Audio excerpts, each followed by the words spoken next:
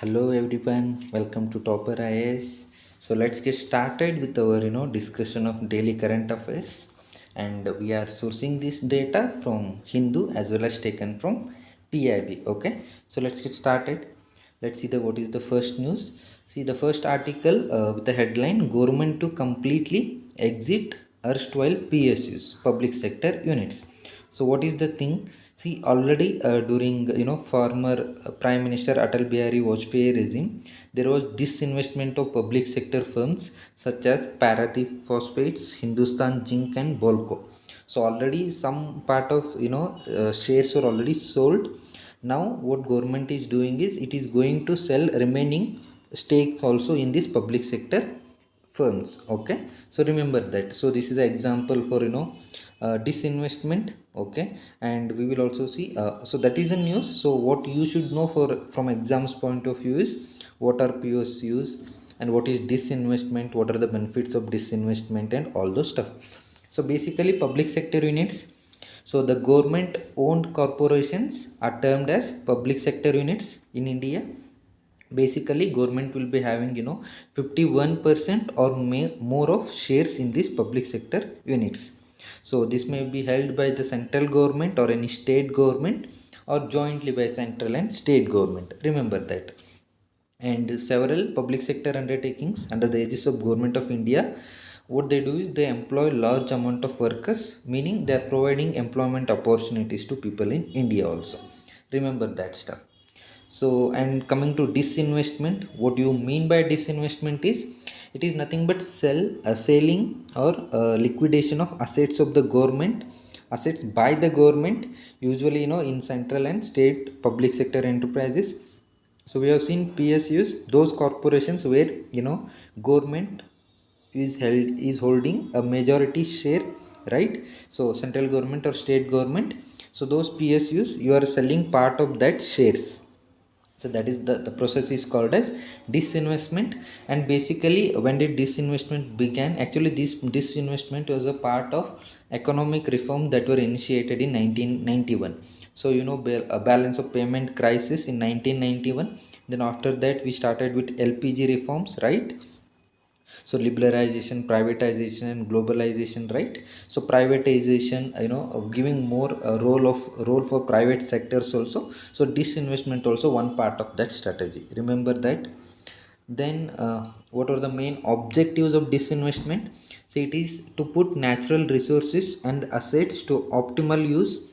See, we have resources, right? Mineral resources, water resources, power resources. So what it was said is that PSUs, public sector units, are inefficient. So moment they are inefficient, obviously there will be inefficient use of these natural resources. It was said that private sector is more efficient. So if you allow for private sector to play a greater role, obviously these national resources will be used much efficiently. So that was one reason. And this disinvestment was also like kind of mean, which was balancing the role of government as well as the market.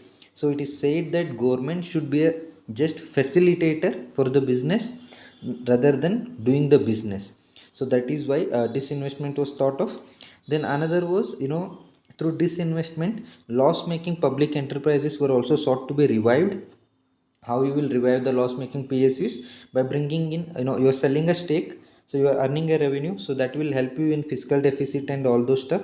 And when you sell it, private sector, private players will be coming now, so they will bring in efficiency in the public sector units also.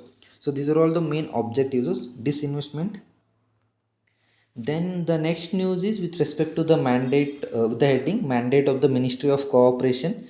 As we already discussed, the new Ministry of Cooperation has been formed, and also related to cooperatives, you also know there was a 97 constitutional amendment, part of it which was struck down by Supreme Court, saying that it intervenes in the state's power over corporations. Okay, so remember that. So what is the news here is, where is what is the mandate of the Ministry of Cooperation has been given.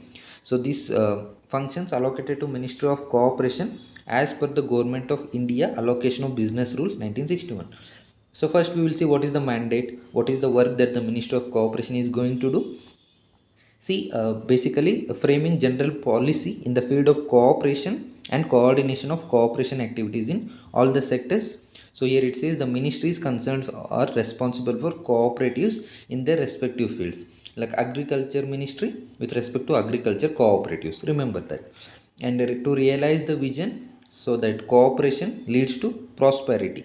Okay, then strengthen the cooperative movement in the country and deepen its reach to the grassroots, meaning take the cooperative movement even to the rural area which are not yet to be touched by cooperatives. Then promotion of cooperative based economic development model. So this will ensure responsibility among its members, right? So that's one. Then create appropriate policy, legal and institutional framework to help cooperatives realize their potential. So these are all the mandate of Ministry of Cooperation. So we come across Government of India allocation of business rules 1961, right? So what are these? See, under Part 5 of Indian Constitution, you have Article 77. So it deals with conduct of the business of Government of India. And Clause 3 under this article states that President shall make rules for the convenient transaction of the business of Government of India and for the allocation among ministries of the said business. So based on these rules, Government of India Transaction Business Rules 1961 has been formed. Based on it derives, so we have made the rules, transaction of business rules 1961. So president has made it because he derives this power through article 77. And now the Ministry of Cooperation has been allocated certain work based on these rules. Okay. So that's it for today. You can download the PDF of this document in the link that is shared below, and do download Topperize Institute app so that you can get access to n number of these videos that will help you in your UPSC mains preparation, prelims preparation, and also help you sail through this examination. Okay, so that's it for today. Thank you.